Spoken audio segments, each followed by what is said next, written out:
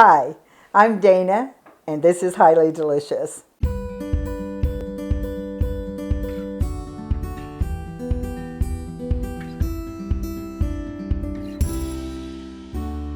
We are going to have little green peas for our Valentine's dinner, and I know that you know how to cook little green peas, but I'm just going to give you a quick tip.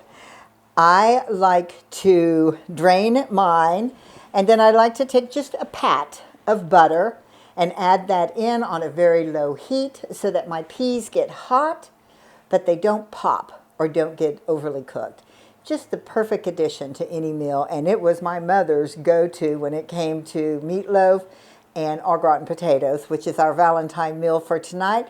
Takes me 5 seconds to put on the stove. I love adding little green peas and a pat of cannabis butter to any meal.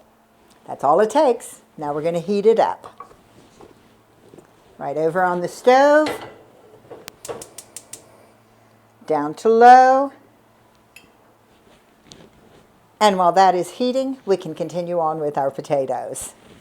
So, join us for the next portion of our meal. You'll see another short on making my mom's cheesy au gratin potatoes.